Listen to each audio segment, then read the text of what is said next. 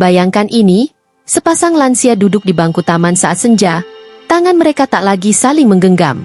Dulu mereka saling mencuri pandang, sekarang hanya menatap kosong ke langit jingga. Mereka bukan benci, bukan bosan, hanya berhenti mencoba. Sudah bertahun-tahun mereka tak pernah lagi berpelukan, apalagi bercinta. Ah, sudah tua. Begitu alasan yang selalu mereka ucapkan sambil tertawa getir.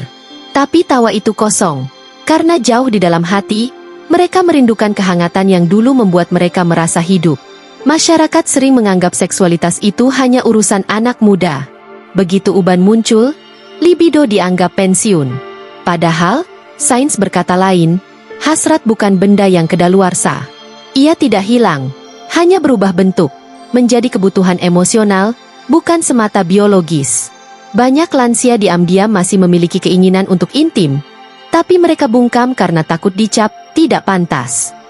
Akibatnya, kebutuhan ini terkubur dalam rasa malu, dan perlahan mereka mulai percaya bahwa mereka memang tak layak merasakan keintiman lagi. Mitos ini seperti racun halus yang mencabut kebahagiaan tanpa disadari. Pertanyaannya, apa yang terjadi saat kebutuhan itu diabaikan? Tubuh memang menua, tapi otak tetap butuh hormon bahagia dari sentuhan dan kehangatan. Hubungan tanpa keintiman perlahan kehilangan warna. Banyak pasangan lanjut usia yang terlihat baik-baik saja di luar, tapi di balik pintu kamar, mereka merasa seperti teman serumah, bukan pasangan. Rasa cinta perlahan berubah menjadi rutinitas hambar. Ini bukan soal nafsu. Ini soal kehilangan bagian penting dari rasa menjadi manusia, dicintai sepenuhnya. Dan di titik inilah, kisah kita baru akan dimulai. Kalau kamu berpikir topik ini tabu, mungkin itu karena selama ini kita diajarkan diam. Tapi diam tidak menyembuhkan, justru membuat jarak makin lebar. Kehidupan seksual di usia tua bukan soal tampil hebat, melainkan soal menjaga rasa kedekatan, rasa dicintai, dan rasa bahwa kita masih layak merasa bahagia. Karena bahagia nggak punya batas usia, dan cinta sejati nggak kenal pensiun. Dan kalau ada satu hal yang paling manusiawi untuk dipertahankan, itu adalah keintiman. Ah, aku udah nggak bisa kayak dulu. Kalimat itu sering keluar dari mulut para lansia, seolah tubuh mereka adalah bukti kalau hasrat juga ikut menua. Padahal kenyataannya, tubuh memang berubah, tapi bukan berarti cinta ikut mati. Perubahan fisik itu alami, sama seperti rambut yang memutih atau kulit yang mengendur. Tapi hasrat, ia tidak pernah benar-benar hilang. Ia hanya menyesuaikan diri, menjadi lebih tenang, lebih lembut, dan seringkali malah lebih penuh makna daripada saat muda dulu. Secara biologis, penurunan hormon memang terjadi, estrogen dan testosteron turun drastis setelah menopause atau andropause. Akibatnya bisa muncul kekeringan, penurunan gairah, atau waktu respon tubuh yang lebih lambat. Tapi sains bilang, itu bukan tanda berhenti, hanya tanda bahwa tubuh butuh perlakuan berbeda. Seperti mesin tua yang masih bisa berjalan, asal dijalankan dengan perawatan dan kesabaran. Banyak pasangan yang menemukan bahwa seks di usia tua justru lebih intim karena dilakukan perlahan, penuh kesadaran, tanpa buru-buru membuktikan apa-apa. Selain tubuh, pola pikir juga ikut berubah. Saat muda, seks sering dikaitkan dengan performa, prestasi, dan ego. Tapi di usia senja, seks berubah jadi sarana koneksi, bukan kompetisi. Banyak lansia yang mengatakan mereka justru merasa lebih bebas karena tak lagi dibebani ekspektasi hebat di ranjang. Beban perfeksionisme itu luruh, digantikan dengan rasa syukur bisa tetap dekat secara fisik dengan orang yang dicintai. Itu sebabnya, walau ritmenya lambat, maknanya seringkali jauh lebih dalam. Jadi, kalau tubuh mulai berubah, bukan berarti harus menyerah. Justru inilah saatnya belajar cara baru mencintai, dengan kelembutan, komunikasi, dan kesabaran. Menikmati keintiman tanpa tekanan, tanpa rasa malu, tanpa harus seperti dulu lagi. Karena keintiman sejati bukan soal kekuatan tubuh, tapi ketulusan hati. Tubuh menua, tapi cinta bisa tetap muda kalau terus dirawat. Bayangin ini, seorang kakek berjalan pagi di taman, langkahnya pelan tapi senyumnya lebar. Dia baru saja melewati malam yang penuh kehangatan bersama istrinya. Bukan soal hebat atau liar, tapi karena semalam, untuk pertama kalinya setelah sekian lama, mereka saling menatap, saling membelai, dan merasa dicintai lagi. Di usianya yang hampir 70, ia terlihat lebih segar daripada pria setengah umurnya. Ajaib? Bukan. Itu hormon bahagia yang bekerja. Aktivitas seksual di usia tua membawa dampak besar buat tubuh. Saat tubuh terangsang, aliran darah meningkat, jantung berdetak lebih kuat, dan otot-otot bekerja aktif. Ini semacam mini cardio yang menyenangkan. Bahkan penelitian menunjukkan, lansia yang tetap aktif secara seksual punya tekanan darah lebih stabil, daya tahan tubuh lebih tinggi, dan tidur lebih nyenyak. Dengan kata lain, bercinta bisa jadi vitamin alami, tanpa resep dokter, tanpa efek samping. Selain fisik, ada keajaiban psikologis yang sering diremehkan. Saat berhubungan intim, otak melepaskan hormon oksitosin dan dopamin, dua bahan bakar utama rasa bahagia dan keterikatan emosional. Lansia yang tetap intim cenderung lebih percaya diri, tidak mudah stres, dan jarang mengalami depresi. Bagi banyak dari mereka, keintiman bukan sekadar kebutuhan biologis, tapi pengingat bahwa mereka masih diinginkan, masih berharga, dan masih hidup sepenuhnya. Manfaat terakhir, tapi mungkin yang paling penting, keintiman menjaga api hubungan tetap menyala. Banyak pasangan lanjut usia yang hubungannya terasa hambar hanya karena mereka berhenti menyentuh, bukan karena mereka berhenti mencintai.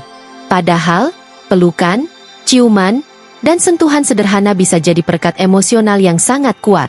Seksualitas di usia tua adalah bahasa cinta yang tidak pernah kedaluarsa, selama kita mau tetap mengucapkannya. Bayangkan seorang nenek duduk di kursi goyangnya, menatap kosong keluar jendela. Rumahnya tenang, terlalu tenang. Di sebelahnya, sang suami membaca koran tanpa sepatah kata pun. Mereka masih tinggal serumah, tapi jarak di antara mereka seperti dua benua. Tidak ada pertengkaran, tidak ada drama, hanya kehampaan yang menua bersama mereka. Inilah bahaya pertama saat keintiman hilang. Kesepian yang diam-diam tumbuh seperti jamur di tempat gelap, sunyi, dingin, dan perlahan menggerogoti jiwa. Ketika kebutuhan emosional tak terpenuhi, otak meresponsnya sebagai krisis. Hormon bahagia seperti dopamin dan oksitosin menurun drastis, digantikan hormon stres seperti kortisol. Lansia yang kehilangan keintiman lebih rentan mengalami depresi, gangguan kecemasan, dan insomnia. Mereka mungkin tampak baik-baik saja di luar, tapi dalam hati merasa tidak diinginkan lagi. Ini bukan soal ego, ini soal rasa layak.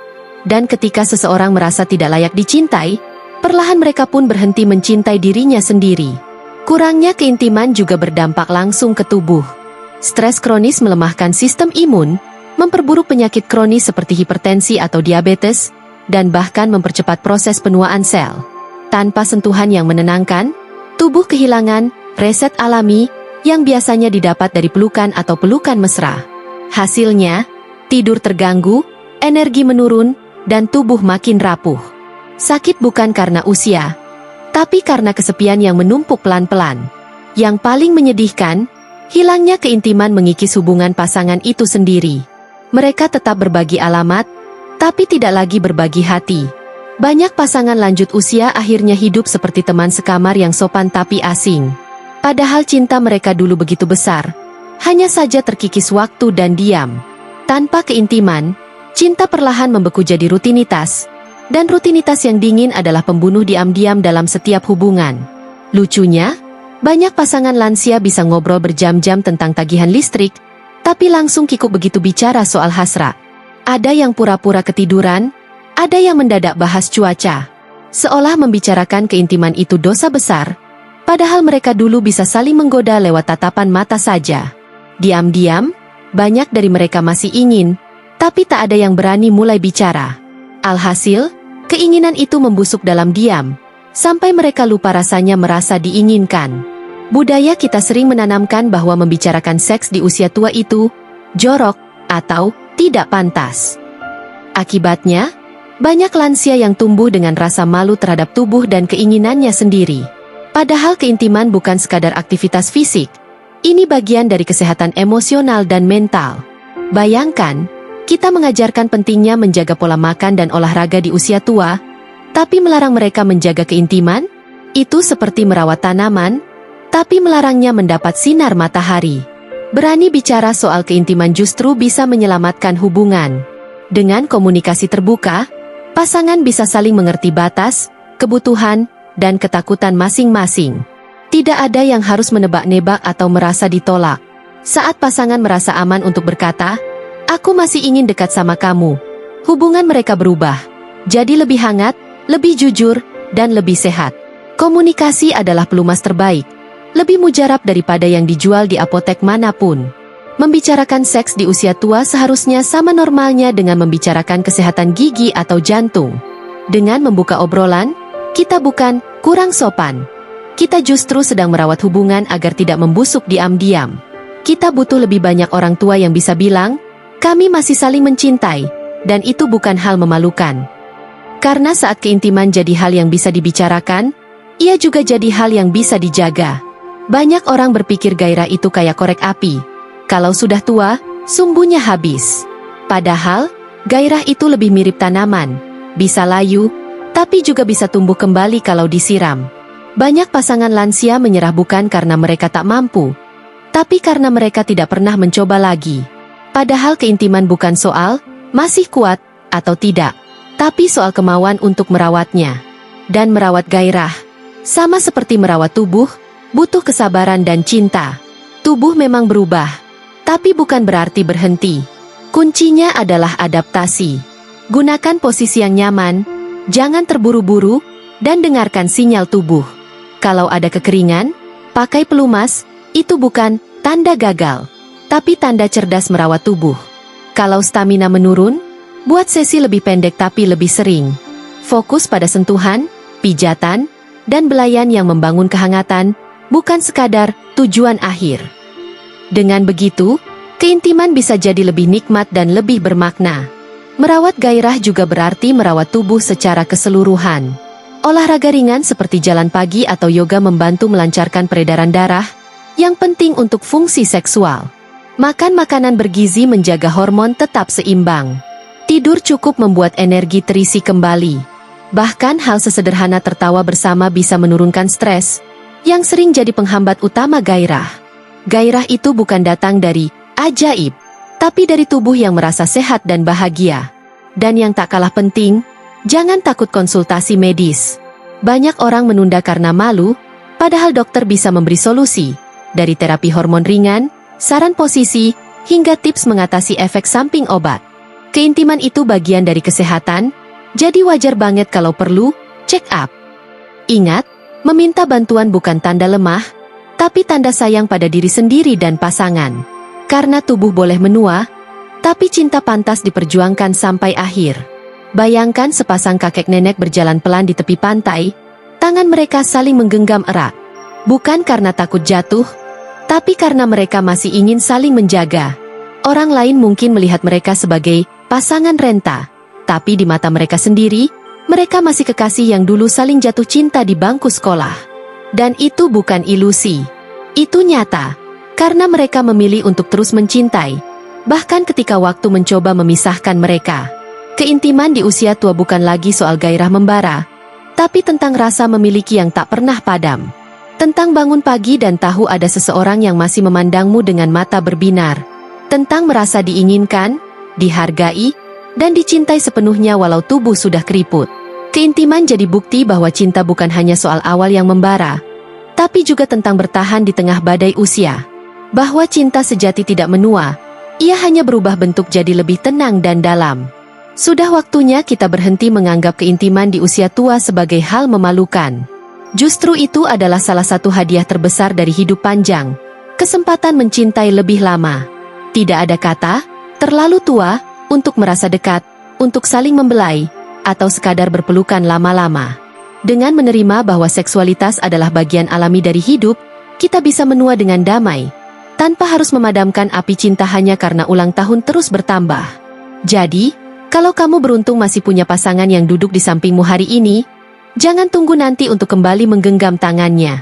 Katakan bahwa kamu masih mencintainya, masih menginginkannya, masih ingin menua bersamanya dengan hangat. Karena di akhir hidup, yang kita sesali bukan jam kerja yang terlewat, tapi pelukan yang kita biarkan hilang. Bahagia itu nggak kenal umur, dan cinta sejati tak pernah pensiun.